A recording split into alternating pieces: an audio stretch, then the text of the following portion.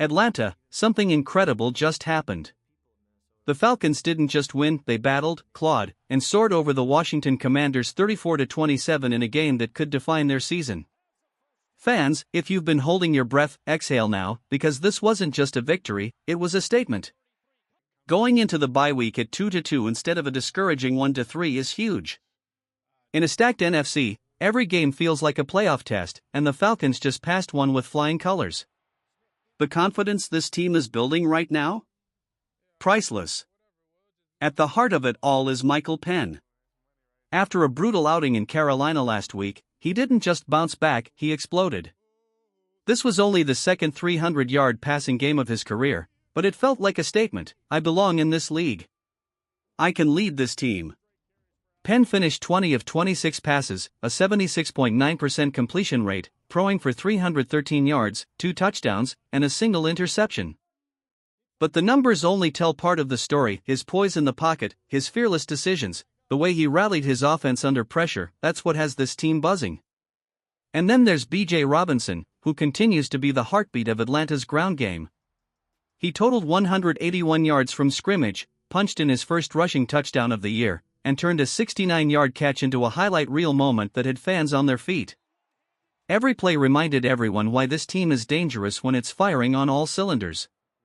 Looking ahead, the Falcons now face a tough test after the bye week, a trip to Buffalo, a team that's had its own struggles but always finds a way to win. But for now?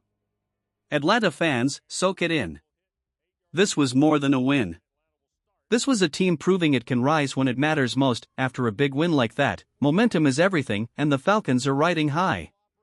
Kyle Pitts is a perfect example of that rising momentum. 4 catches for 106 yards doesn't just look good on paper, it's proof that Pitts is evolving into the weapon this team needs. Every game, he's sharper, stronger, more in sync with the offense. He's no longer just a star on the roster, he's becoming a game changer. Then there's Drake London. The questions about his worth? Today, he answered them. 8 catches, 110 yards, by far his best performance of the season. London wasn't just playing, he was sending a message: he'll give everything to earn that big payday, that $30 to $35 million worth of respect. Watching him fight for every yard, stretching defenses, catching contested balls, it was a showcase of determination and heart. But not everything was perfect. Darnell Mooney had to leave in the second or third quarter and didn't return. That's a red flag moving forward. The Falcons' offense thrives on rhythm and chemistry, and losing a key piece like Mooney could disrupt that balance. Fans will be watching closely, hoping it's nothing serious. On the offensive side, though, the Falcons looked fluid, confident, and in control. The plays clicked, timing was sharp, and for the most part, they executed under pressure. There were a few moments of questionable clock management, like near the end of the second quarter when a timeout might have preserved precious seconds, but they were comfortable with the lead, and the results speak for themselves. The defense, too, had its moments. They pressed Mac Jones, forced him into tough situations, and kept Washington contained for most of the game. Yes, there was that 48-yard run by Chris Rodriguez, a reminder that no defense is perfect, but overall, Washington gained just 294 total yards, 147 passing, 147 rushing. Strip out that one big run, and the Falcons' front seven effectively held their opponent under 100 yards rushing elite-level work. And at the center of it all is Quint Doris. His leadership and defensive play calling are shaping this Falcons defense into a unit that doesn't just compete, they dominate. Watching the team come together, balancing explosive offense with disciplined defense, it's clear, Atlanta is building something special, and this game was just a glimpse of what they're capable of. Atlanta's defense is carving its identity, and Quint Doris is at the heart of it. Watching him dominate on the field, you can see why he was one of the most disruptive defensive linemen in college football during his final year at Oregon. Every snap, every pressure, every play he makes reminds opponents that the Falcons' defensive front is no joke. Still, the team felt the absence of A.J. Terrell at cornerback. A few plays highlighted just how much his presence is missed. But the good news? Once he returns, the Falcons' secondary will tighten up, creating a defensive unit that's both disciplined and deadly. The pass rush did its job, constantly forcing Washington into hurried throws and uncomfortable positions. And in the backfield, Xavier Watts absolutely stole the show.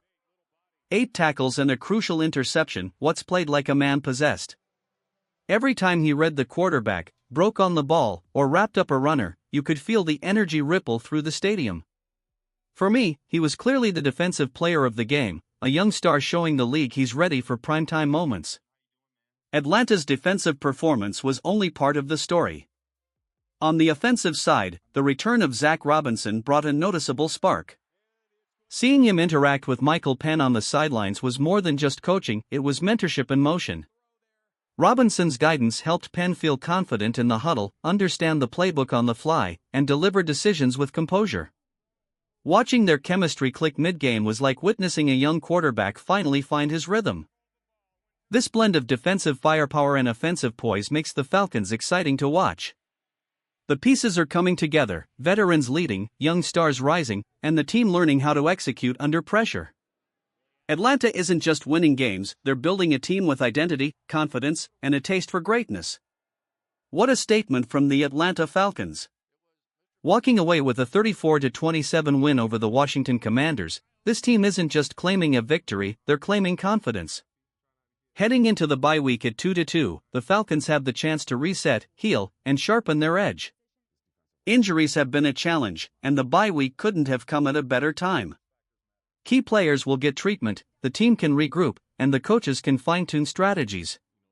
More than anything, it's an opportunity to get everyone on the same page, to mesh fully as a unit, and to strengthen the chemistry that's already starting to show on the field.